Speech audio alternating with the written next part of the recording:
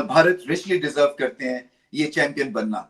भारत बाकी मुल्कों से बहुत आगे निकल गए हैं टैलेंट के हिसाब से, क्योंकि ऑलराउंड स्ट्रेंथ है, ऑलराउंडर्स पाए के हैं, स्पिनर्स पाए के हैं, आपका टॉप ऑर्डर बल्लेबाज जो हैं वो आइकॉनिक बल्लेबाज हैं और उनका रिकॉर्ड आउटस्टैंडिंग है। क्रंच मोमेंट्स पे क्लैरिटी है, गेम को अच्छा रीड करते हैं, जिसकी वजह से जो है वो हर कोई जो है वो एक अपना किरदार निभाता है। तो ये एक तरह से मैं तो कहूंगा जैसे कि शोले फिल्म है ना, और एक आइकॉनिक फिल्म है, उसका हर कैरेक्टर जो था शोले फिल्म का, उसका रोल डिफाइंड था और वो एक तरह से हर कैरेक्टर के अपने फैंस थे।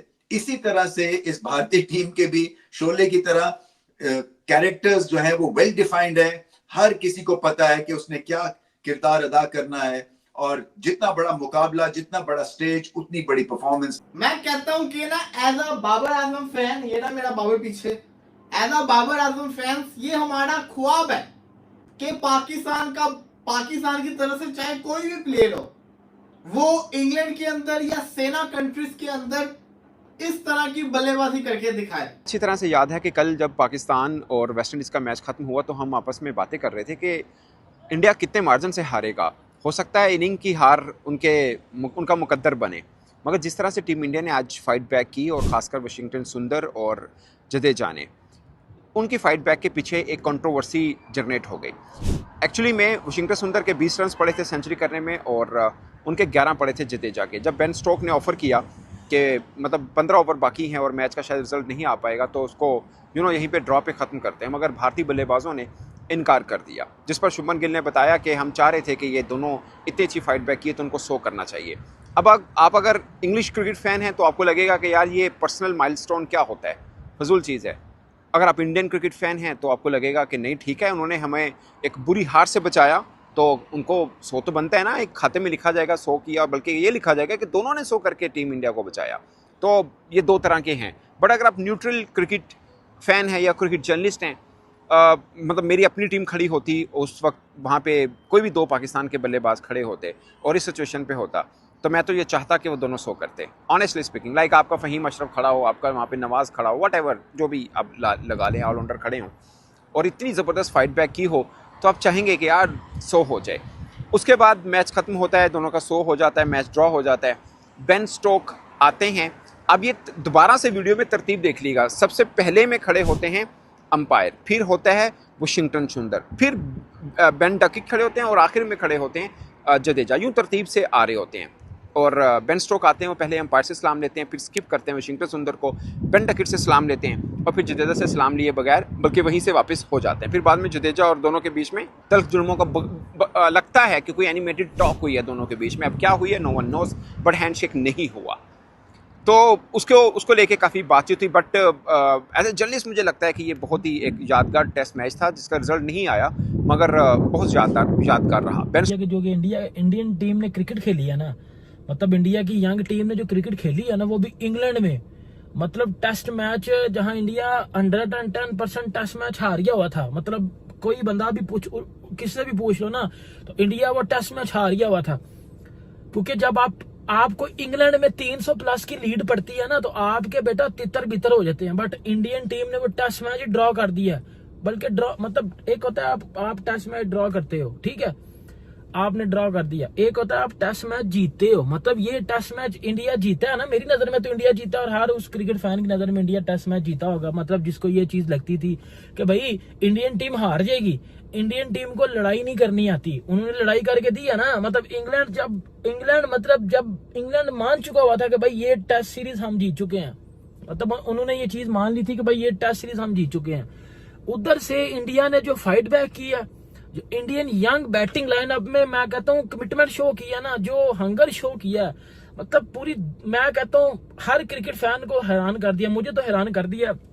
मतलब क्या क्रिकेट खेली। अगर आप इस टेस्ट मैच की बात करते हो यार, मैं इसीलिए कहता हूँ कि इंडिया की जो यंग टीम है ना, ये इंडिया का जो यंग टैलेंट है, वो इसी वजह से हर टाइम हेडलाइंस में रहता है, क्योंकि वो रन्स करता है, वो परफॉर्मेंस करता है, वो फाइट करता है, कभी भी मतलब वो हारते नहीं है, या कभी वो हार मान के बैठ नहीं जाते। ये हमारे ये शोबजी की तरह, और ये ड्रामेबाजी के जी वो एक्सक्यूज दे दिए, वो ड्रामेबाजी नहीं करते वो लोग। शुभमन गिल कर रहा है 4th सेंचुरी इसने स्कोर की है इस वक्त इंग्लैंड के अंदर, इस सीरीज के अंदर।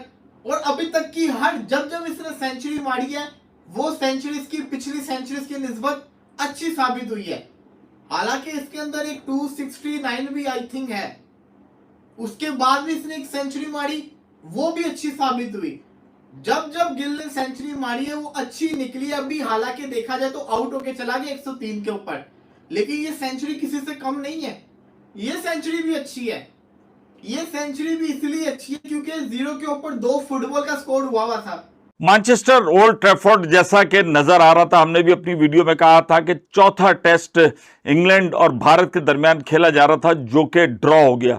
और मुझे हैरत है कि इंग्लैंड की तरफ से जो रूट ने जनाब, जो रूट ने भी रन बनाए ठीक ठाक और 150 रन बनाए, और उसके बाद जनाब बेन स्टोक्स ने 141 रन बनाए। जो रूट ने दुनिया में दूसरे नंबर पर आ गए, सचिन तेंदुलकर के बाद टेस्ट क्रिकेट में हाईएस्ट रन 2500 रन, पीछे 15,000 13,000 कुछ समथिंग रन हुए। और उसके बाद जनाब फिर तबीयत ऐसी साफ कर दी ना, 669 रन इंग्लैंड ने बनाए। और जिसके बाद जब बारी आई इंडिया की, तो इंडिया की पहली 2 विकेटें अगर हम बात करें तो जसवाल 0 पर आउट हो गए और उनकी पहली 2 विकेटें गिर गई थी। 0 पे 2 विकेटें उनकी गिर गई थी। जसवाल जो है वो बगैर कोई रन बनाए पवेलियन लौट गए, केएल राहुल भी पहुंच गए उसके बाद, लेकिन साई सुदर्शन लौट गए बगैर कोई रन बनाए। लेकिन भाई केएल राहुल भाई खड़े रहे, 90 रन उन्होंने बनाए। और इंडिया की तरफ से 3 सेंचुरियां हुई, 103 रन। शुभमन गिल पिछली इनिंग में 12 रन बना सके थे, 12-13 रन उन्होंने बड़ा अच्छा परफॉर्म किया। और उसके बाद वाशिंगटन सुंदर 101 रन, और उसके बाद रविंद्र जडेजा 107 रन। लेकिन फिर भी इंडिया ये टेस्ट बचा नहीं सका। इसमें मैं ये समझता हूं कि अगर 669 रन इतना तवील जाने की बजाय इंग्लैंड की टीम 500 रन के ऊपर को डिक्लेयर करती तो मैच को दिलचस्प बनाने के लिए बहुत कुछ हो सकता था। अब जनाब आखिरी टेस्ट मैच जो है वो 31 को होगा और वो ओवल में होगा।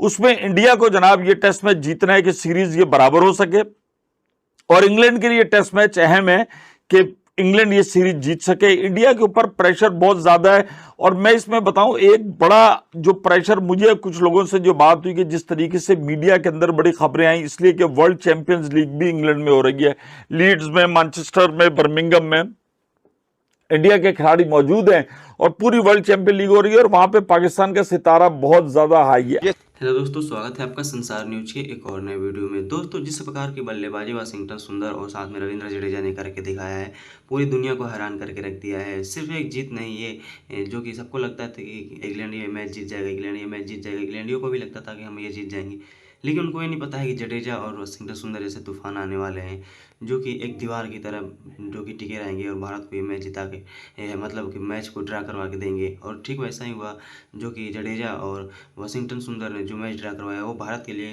कहीं ना कहीं जीत से कम नहीं है, क्योंकि जीतना एक अलग की बात होती है, हारना जीतना अलग की बात होती है, लेकिन एक परफॉर्मेंस वाइज बात करें तो परफॉर्मेंस से ही आदमी को डिसाइड किया जाता है कि जीता कौन है।